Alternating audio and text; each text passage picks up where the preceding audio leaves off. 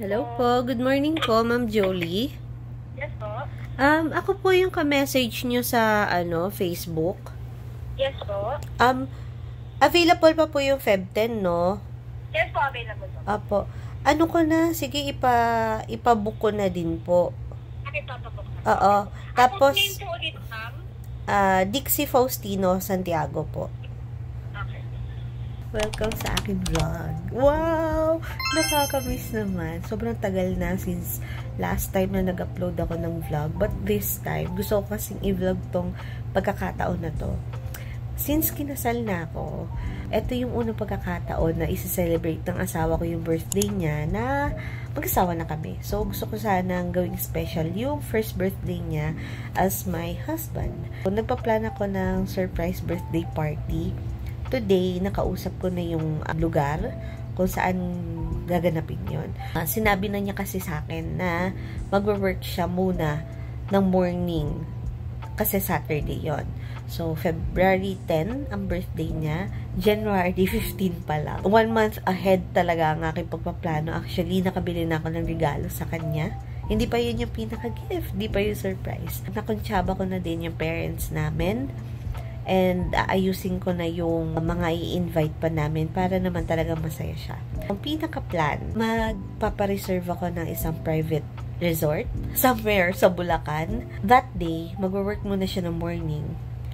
And then, sabi ko kasi sa kanya, sinet ko na yung mind niya. Sabi ko, love, gusto mo ba dinner date na lang tayo? Tapos, invite mo na lang kung sino yung gusto mong invite. Ganyan. Pero, ang hindi niya alam, tatanggi yung parents namin. Kasi, sinabi ko na, pag po inaya kayo na Aaron, sabihin nyo na hindi kayo pwede that day. Tomorrow na lang. Ganyan-ganyan, may lakad kayo. Kasi, ang siste, ganito. Mag-volunteer ako na ako yung magdadrive. Sabihin ko sa kanya, ako na magdadrive, ganyan-ganyan. And then, sabi ko sa kanya, ako na magpa-plan, ako na mag-ano, wala kang gagawin. Dadaling ko siya doon sa resort. And pag malapit na kami, I'm thinking na i-blindfold siya or just tell him na ipikit yung mata niya kasi mas sunurin naman yun. Tapos makikita niya, nandun lahat ng family. Di ba nakakatawa? Tapos na sa gift, tapos na dun sa venue, tapos na dun sa mga kasabwat na parents namin. Invite ko rin yung ibang friends niya. Maghintay na lang tayo ng date. No, hindi ko alam kung madadagdagan pa ng something yung pinaplan ko, pero yeah, 28 pa lang siya and sa birthday niya, dun pa lang kami magsising edad. Ngayon ko na pili mag-vlog kasi wala siyang ngayon. Nasa meeting siya. Kaya hindi pa ako nakaligo. Naisip ko, i-vlog ko na to. Kasi pag dumating siya, there's no way na makapag-vlog pa ako. Pag mag-ocular visit ako, ipapakita ko rin sa inyo yung lugar kung saan ako nakapag-reserve. Kinikilig ako. So, yun lang. Update ko kayo soon. Hello again. Ngayon ay January 16. Nakuha ko na nga pala gift ko kay Aaron. Ito. Ang pangit ng plastic kasi wala na daw yung paper bag. Pero chinek ko siya if original, ganyan. Original naman si bakla. Hindi ko muna ipapakita sa inyo kung anong klaseng shoes to. Isa to sa mga hinahanap niya nung nakaraan pang umaalis kami. Tatapos ko lang mag-clinic. Today, susunduin ko si Ferlin kasi mag-ocular visit kami dun sa private resort or farm na pinabook ko para sa birthday ni Aaron. Mapapansin nyo, parang masyado akong early maghanda para sa birthday niya. Pero alam nyo, kung kilala nyo ako, kailangan ko talaga ng mahabang panahon para mag-prepare sa isang event. Kaya nung wedding namin, na hindi enough yung 6 months for me. Simpleng celebration lang naman yun, kasama yung family niya. Pero gusto ko pa rin, syempre, as much as possible, ma-execute ng smooth lang and maayos yung birthday niya. If-finalize na lang natin yan ay ang food. Okay? Naisip ko na rin kung paano aayusin yung venue. Magtatanong na lang ako dun sa caretaker kung pwede ba yung mga naiisip ko. Kung pwede yung mga naiisip ko, then we're good to go talaga. Na-excite ako. Sobrang na-excite ako. Walang ka-idea si Aaron. Bad news. So, ako lang mag-isa. Akala ko masasama ko si Ferlin saka si Jumbo. So, itong Jumbo na to, itong bebe naman talaga na to, natulog ulit. Pero okay lang yun, para ma-surprise silang lahat. Ako na lang muna yung mag-check.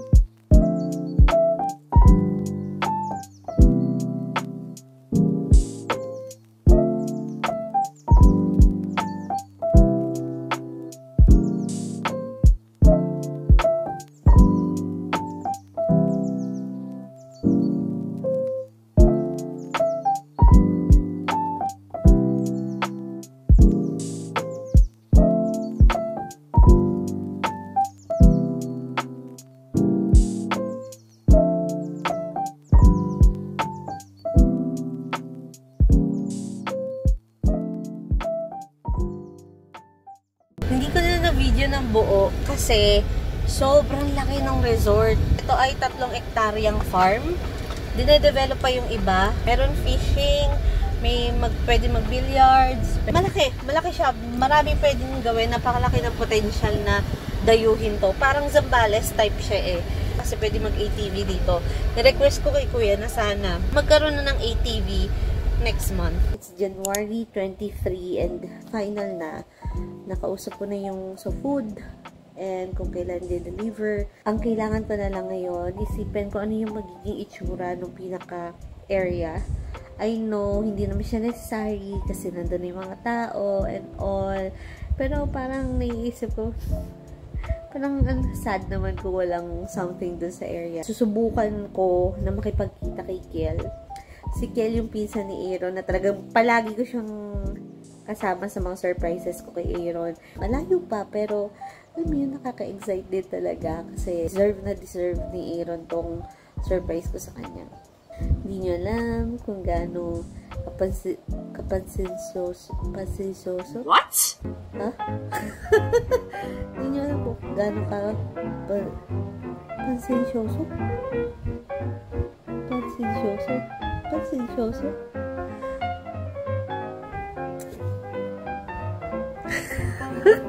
Wait. Di nyo alam kung gaano kapasensyoso si Aaron sa akin. See? Oh God. Ano ba yan? Nakaalis na si Aaron. Ano na ba ngayon? January 25 ngayon. Umalis ako sa bahay pero hindi ako pupunta sa clinic. Ang meet ko ngayon ay si Kiel. Siya yung kauna-unahang pinsan ni Aaron na nakilala ko. Super nag-click kami agad kasi parang isa siya talaga sa mga pinsan ko din. Ganon din yung ugali niya. Ngayon, ang gagawin namin ni Kiel, pupunta kami doon sa venue. Humingi kasi ako ng tulong kay Kiel kung paano kami magde-design, saan nalagay yung food, ganyan, ganto. Pero before kami magkita ni Kiel, meron muna akong dadaanan. Tapos, pupuntahan ko siya sa May Vista. Umalis ako agad kasi baka mamaya, hindi naman buong araw yung clinic ni Aaron. Baka mabisto niya ako. Hi, Kiel. Lang fit to, mami. Ayos, buhay ako. Ang sarap mag-inom. No, oo nga eh. House tour. Ang kaso, double deck lang siya. Oo nga eh. Yun yung napansin namin. Double deck din. Hindi na kami magkasama ni Kiel. Hindi ako masyadong nakapag-video kanina doon sa venue kasi parang feeling ko masyado kami na-excite ni Kiel doon sa mga kaganapan. Nasa May Vista Mall. Ikaw ba? Dadaan lang ako kay Jumbo tapos uuwi na rin ako ng bahay. Okay. Daanan mo ako ha. Samahan mo ako. Okay. Okay. Bye-bye. Bye. Ang aga niya natapos. Ang isa na lang pala wala ay cake. So, iniisip ko, ano ba? May gift na rin ako kay Aaron. Parang nagbago pala yung isip ko. Hindi ko na lang ibibigay yung gift ko doon sa venue. Ibibigay ko na lang yung gift ko sa bahay. So, kailangan, before birthday niya, mailagay ko na yung sapatos niya doon sa ilalim ng kama. Kasi, yung first gift ko sa kanya, yung first ever collector's item niya na Iron Man, ay birthday din niya na-receive 2019 pa yata or 2020. Ayun, ay nasa ilalim din ng kama niya. Itatry ko i-recreate yung moment na yon, pero magkasama na kami, and ano naman, ibang collection naman niya. Kasi dati nagko-collect talaga siya, well, until now naman nagko-collect pa rin siya ng mga Iron Man, pero mas nag-aano siya ngayon sa shoes, and also mas nagagamit niya, and wala kami masyadong space sa bahay, kaya hindi masyadong nadadagdagan yung collection niya ng Iron Man. As a supportive partner, talagang dadagdagan natin yung collection mo. Wow. It's Feb 2 and galing ako sa work sa Ace. Kinuha ko lang tong sapatos ni Aaron. Kasi ilalagay ko na siya sa ilalim ng kama namin. Kasi for sure, hindi na niya makikita yun. Hindi naman naglilinis ang ilalim ng kama yun eh. Ang tagal-tagal na sa ilalim ng kama niya, hindi pa rin niya napansin. Lalagay na natin ang regalo ko kay Aaron sa ilalim ng kama. Okay. Yan, di na halata. Hey, it's Feb 7 and kakaloka tong si Aaron. Naisipan niyang ligpitin na daw namin yung Christmas tree, and nandito sa ilalim yung sapatos niya. Ngayon, pauwi na siya. Hindi ko alam saan ko ilalagay ito. Liligpit kami ng Christmas tree mamaya. Tapos ngayon na din daw siya mag-i-invite para sa birthday. Nangangarag ako. By the way, tapos na rin yung cake ni Aaron. Di ako nakatiis. Sabi ko kasi hindi na ako gagasta sa cake. Pero di ako nakatiis. So, pinagawan ko pa rin siya ng cake. Though simple lang naman yung cake. Hanapan ko na ng ibang lugar. So, ito yung salamin namin. Sa likod niyan kasi, may mga nakalagay. Yung heels ko, yung shoes ko. So, ayan. Medyo magulo. Ayan, maliit ang aming pwesto. Ayan. So, nandito yung sapatos. Sure ako, hindi talaga mapapansin yan. And mas madali na ito kilagay. Ang bala ko kasi mag-empake na rin ngayon. Dahil nga, ilalagay ko na lang sa sakyan ko yung mga damit namin. Dahil again, hindi naman niya mapapansin yun. At mag-overnight, baka magtaka siya. Diba? 3 araw na lang. Nagliligpit ako ng bahay. Hindi alam ni Aaron na nandito na yung gamit niya para sa outing. Ang alam niya, hihiramin ng mama yung maleta. Hindi niya alam. Nag-empake na ako kagabi. Kasi bukas na yung get-to-get.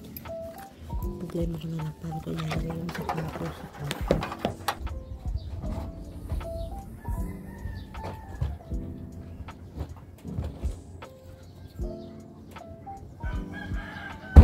Papasok muna pa sa clinic. 2 clinic ang papasukan ko today. At bongga. Today is Friday. And magsasalubong kami ng birthday and Chinese New Year mamaya. Kinakabahan na ako kasi possible na mamaya din after namin magsalubong Chinese New Year ko, ibibigay yung shoes niya. Hindi ko alam kung paano ko ipapasok sa kwarto kasi mag-work daw siya ngayon. Oh my gosh, sobrang perfect.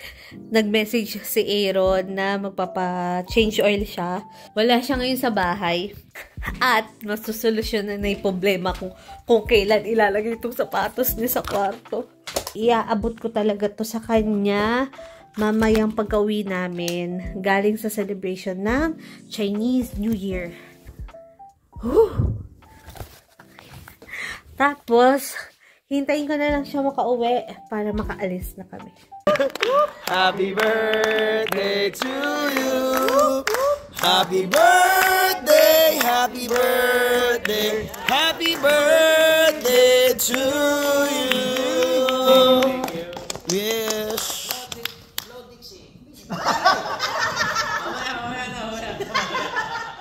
Wish Aaron. Happy birthday. Wow! Nakauwi na kami. Ngayon ko ipapakita sa kanya yung sapatos niya. 5:10 na.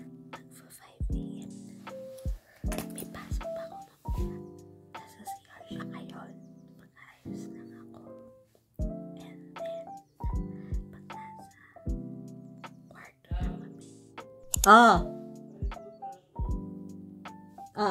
Last clip ko na. Ay, day, focus ko na sa edit.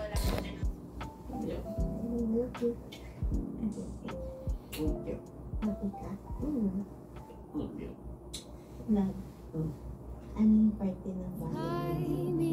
Eh na naman tayo. Ilalim na kama na naman. Ilalim na kama na naman.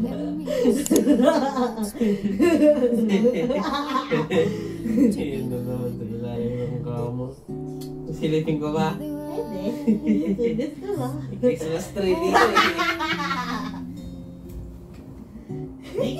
Uy! Itim na kahon! Ano? Itim na kahon! Ano yun? Oh my God! Wow! Yeah! Masaya mo wala?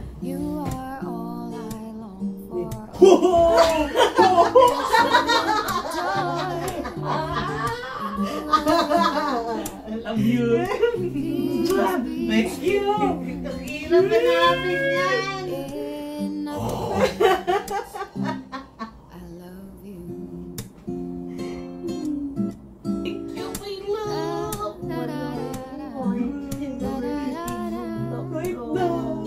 Thank you! Love you!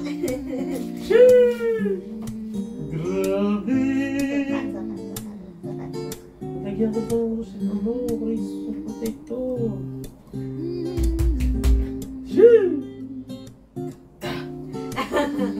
Ang tagal nung nandiyan. Alam mo ba, kinabahan ako. Di mo ba napapansin? Tuwing sasabihin mo, Christmas tree. na natin yung Christmas tree. Ay, kaya pala. Ganto. Sabi niya, alis ako. Tapos parang gusto mong lipitin yung Christmas. Nililipat ko siya. Okay naman yung pa.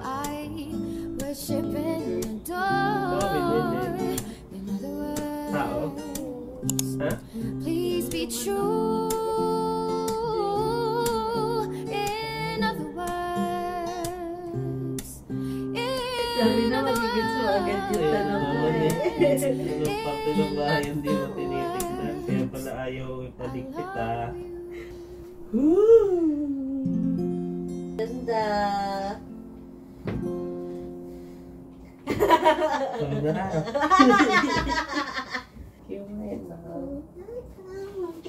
Oo, nakapiyong. Good morning. Grabe.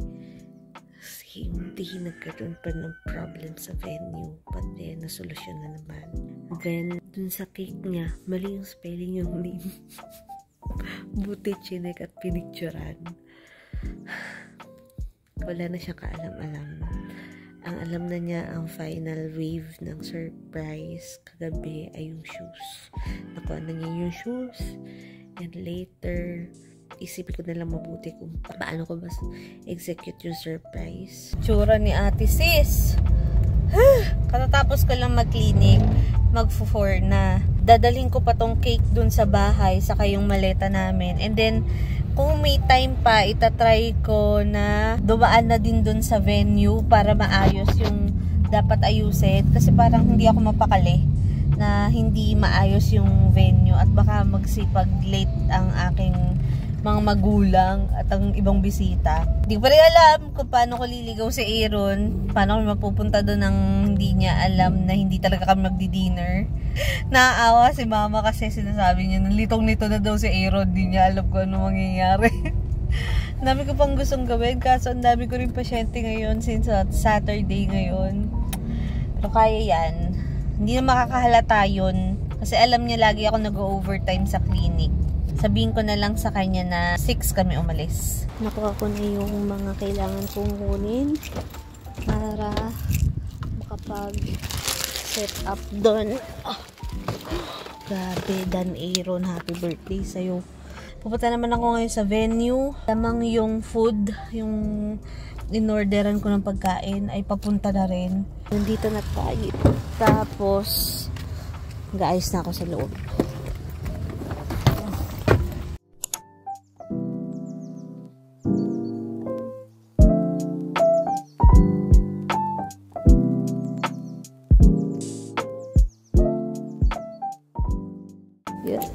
Dumadating na ang mga tao. Wow, ganda naman ni Aish. Dinala mo ba yung laruan mo? Ha? Bless nga po, Ninang. Ayan, dumadating na ang mga tao. Ang taray naman ni Jamie. Nagpula, birthday mo ba? Bless nga po. Bless nga po. Hindi po niya alam. Wala talaga siyang kaalam. Ang alam po niya, may dalawa pa akong pasyente. Grabe, dami ng tao doon sa bahay. Natutuwa na ako. Sobrang magugulat talaga si Aaron dito. Alam ko panonoorin mo to pero pasensya ka na talaga. Gusto ko lang talaga maging memorable yung first birthday mo as married ka na. And gusto ko talaga makasama mo din yung family mo. Kaya pasensya ka na kung naging na naman ako, extra. As in, may enjoy mo to. Tutuwa ka. Maliligayahan ka at lahat na ng pwede mong maramdaman, promise. Masaya to. Nasa bahay na ako. Wala pa rin siyang kaalam-alam. Mag-ayos lang ako. Tapos hintay ko lang yung message nila kung kompleto na sila dun. And then guguho na kami. Na-excite ako. Hola. Hola. Sabihin mo saan tayo pupunta. Hola. Pupunta kami sa... Hindi ko alam pangalan ng lugar lang Basta punta kami sa restaurant kasi nagpa-reserve ang aking maganda at mabuting asawa for my birthday. For what? So, Anong age? 28th birthday. 20 28. Tapos siya yung nagda-drive kasi may sinasabi siyang ibang lugar na secret pa. Bakit secret? Napaka-corny ang potek. Kasi may nalalaman ka pang ibang daan. Alam mo ba yung daan?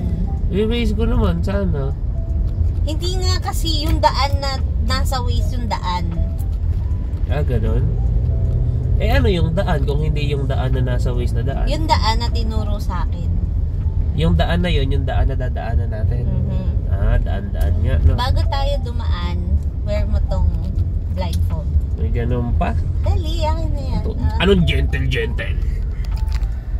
Dali. Ngayon na? Oo, ngayon na. As in now na. Okay. Now na.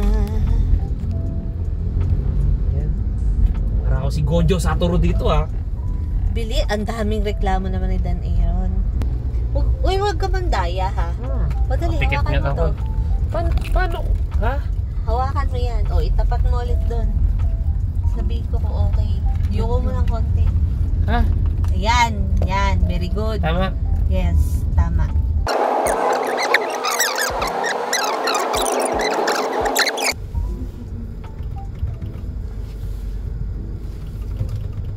Ba't ilaw ka ng ilaw? Sino yung ilawan mo? Ayaw tumabi May hawain ganyan. Ano? Hawain ganyan.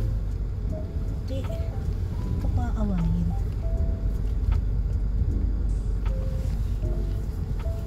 Bakit dapat ba akong kabahan, love? Uy. Wait mo ako dyan Wait mo ako. Do not move. Ay. Pag ganun pa. Silipin ko yan. Huwag mong silipin. Ay! Bakit scary shit yung ano? Salamin ko, nasaan? Ayan. Tara, baba. Ito. Dali. Wala akong nakikita. Malamang, yan nga yung point na bakit ka naka-blindfold. Dali. Baka may maapakan ako. Wala. Sumunod ka lang sa akin. Hawakan mo yung... Paalala ko lang sa'yo, may tama yung tuhod ko Oo. Sige, walang pababa. Diretso lang yan. Ako magsasarado ng pinto. Huwag kang ano dyan. Oh, game. Walang pababa, parang timong to. Hawakan mo dalawang ano. Eh, malamang maraming tao. Saan ka ba pupunta? Dali, wait lang. Hindi kita ibabagsak diretso. Ba't parang bumaba ka? May pababa. Malamang. Dali. Baba. Pababa yan. Pababa. Talon. Charot. Baba. Dali. Uy! Dali. Tagalin mo na yung blindfold mo.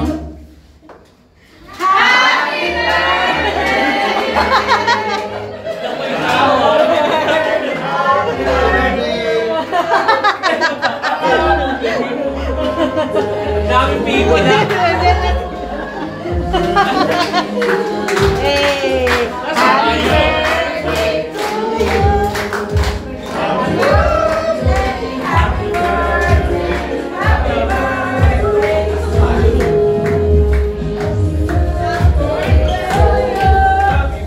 Happy